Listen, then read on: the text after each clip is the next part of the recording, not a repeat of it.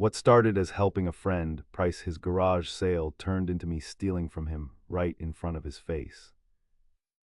Marcus was moving across the country for a job and needed to get rid of basically everything he owned. He'd asked a few of us to help him price things for the garage sale because he had no idea what any of it was worth. I'd been to plenty of garage sales as a kid with my mom, so I volunteered to handle the electronics and tools. Marcus had some serious stuff: a barely used circular saw, a drill set that still had the original case, speakers that probably cost him $600 new. He was pricing everything to move fast, not to make money. $5 for the saw, $10 for the drill set, $20 for the speakers. I kept telling him he was underpricing things, that he could get more, but he just shrugged. "I don't want to deal with haggling," he said. "I just want it gone." Problem was, I wanted some of those tools.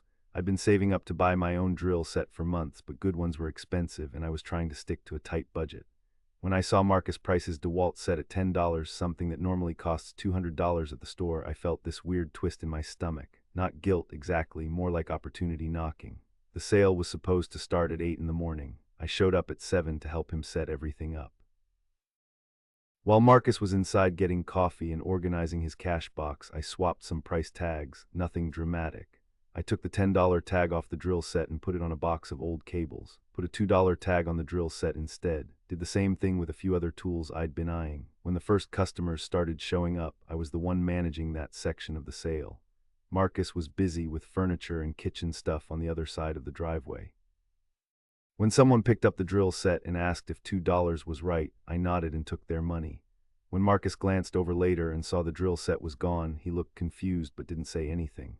The sale was busy enough that he couldn't keep track of every transaction.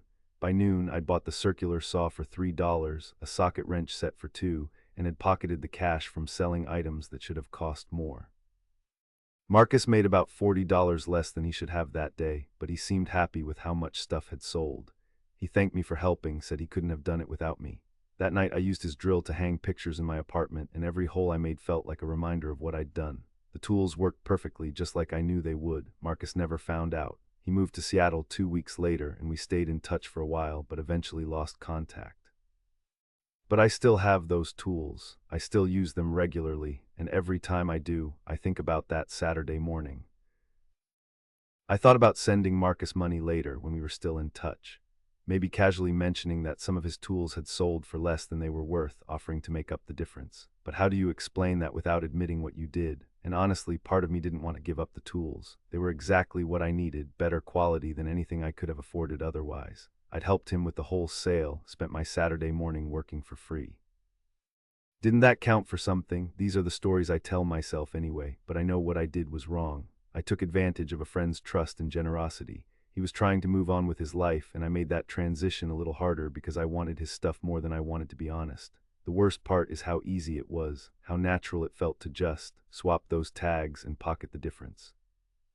It makes me wonder what else I'm capable of when the opportunity presents itself and no one's watching closely enough to catch me. What would you have done? Tell me in the comments.